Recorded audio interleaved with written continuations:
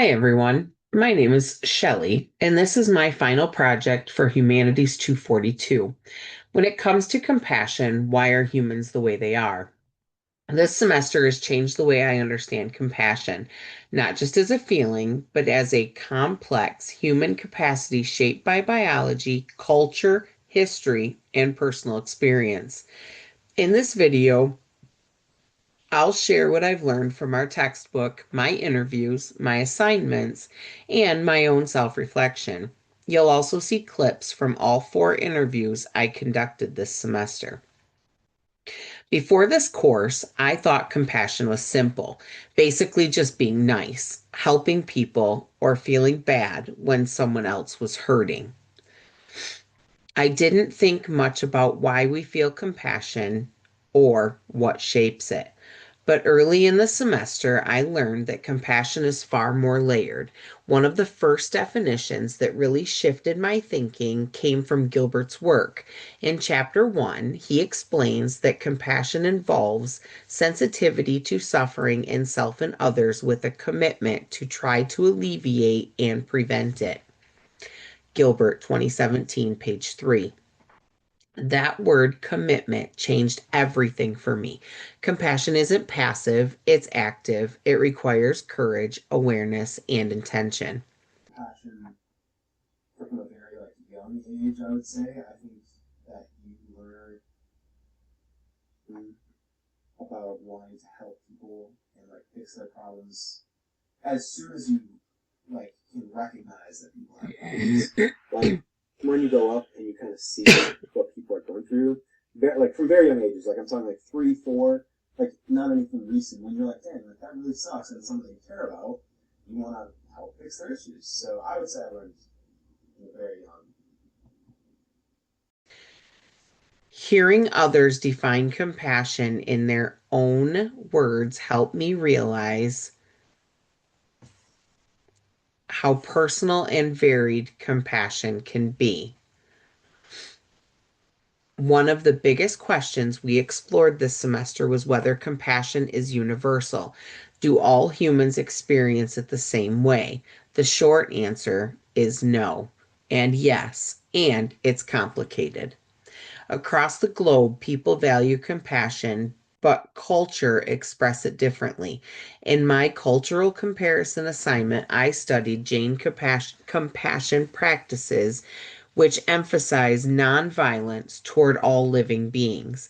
This is very different from typical American expressions of compassion, which often focus on emotional support or acts of service. In chapter 8, Goetz and Keltner write that compassion is influenced by social norms, cultural expectations, and the roles individuals occupy within their communities. Goetz and Keltner, 2017, page 136. This helped me understand why compassion looks different across cultures. It's shaped by what a society teaches people to value.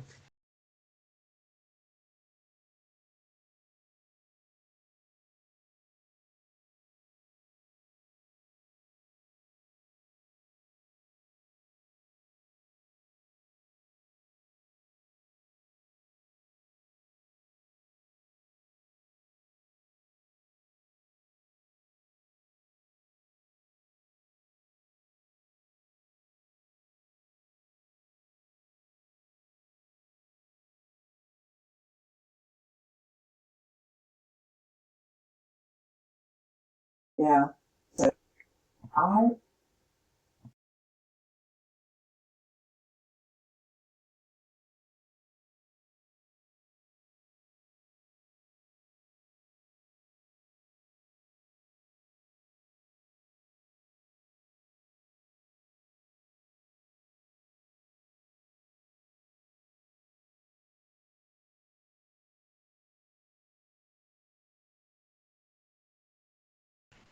Hearing my interviewees talk about compassion in their own lives made it clear that compassion is not one size fits all.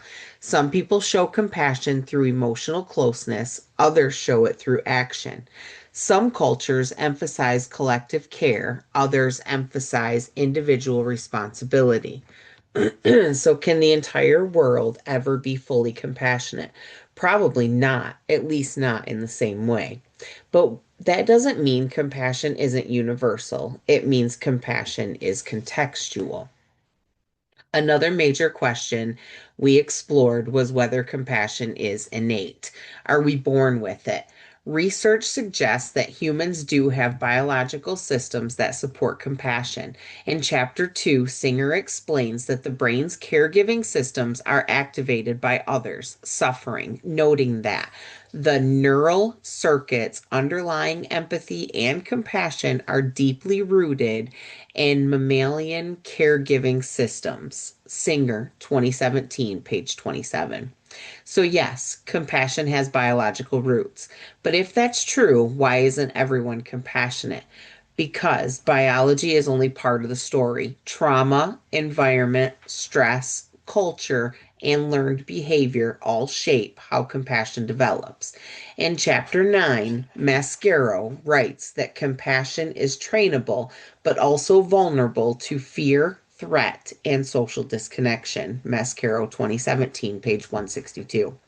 This explains why some people struggle with compassion, not because they lack it, but because something has blocked. It's not because she had cancer. It was, you know, very sad for her husband and her mom and dad and the whole family actually. And it was, just a sad time for the whole church because she's such a great person. Okay. And distorted it.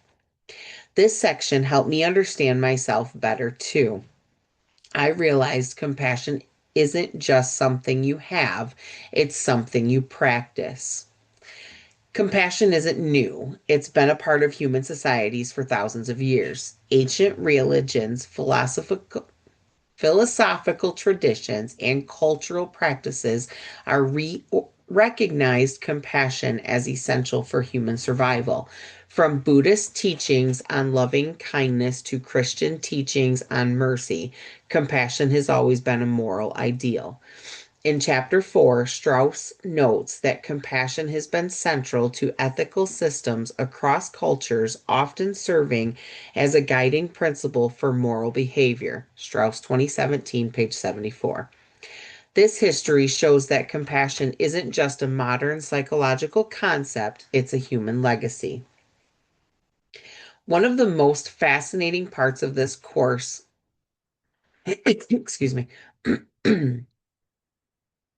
was learning the science behind compassion. We learned about the soothing system, which regulates safety and connection, the threat system, which can block compassion, the drive system, which pushes us toward goals. These systems interact constantly. When the threat system is activated through stress, fear, or trauma, compassion becomes harder. In Chapter 3, Gilbert and Coden explain that compassion requires the ability to engage with suffering without becoming overwhelmed by it. Gilbert and Coden, 2017, page 51. This helped me understand compassion, fatigue, burnout, and why caregivers sometimes struggle. Compassion isn't endless, it needs support.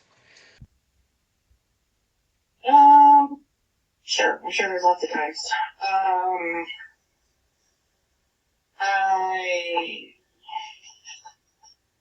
trying to think. The time that I showed compassion and shouldn't have. Yes. So I don't remember specifically a customer story like that. I'm sure there was lots of times though where I don't know, you get in bad situations or your customers or clients get in bad situations and you show compassion. But I will say I do specifically remember one coworker who, well, actually she was my employee.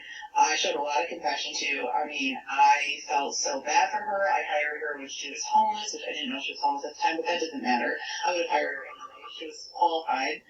But I showed her so much and time and time again, and she kept putting herself back in the same domestic violence situation. she finally, at one point she got away from the man and he was in jail for a year, and then here she is going back to the same situation. And I understand the bouts of domestic violence. I understand they go back. I understand the whole cycle.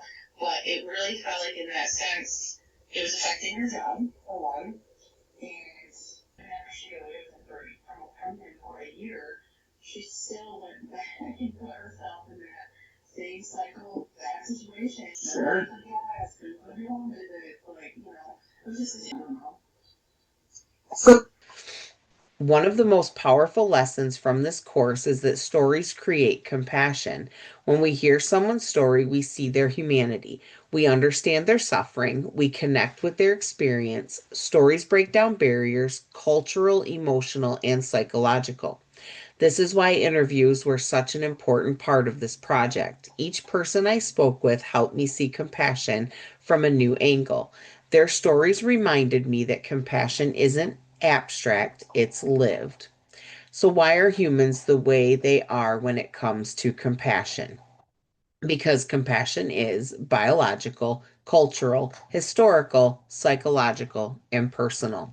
It's shaped by our brains, our environments, our stories, and our choices. This semester taught me that compassion is not just something we feel, it's something we practice, something we cultivate, and something we choose. Thank you for watching my project, and thank you to everyone who shared their stories with me. I hope this video inspires future students to explore compassion with the same curiosity and openness that this course inspired in me.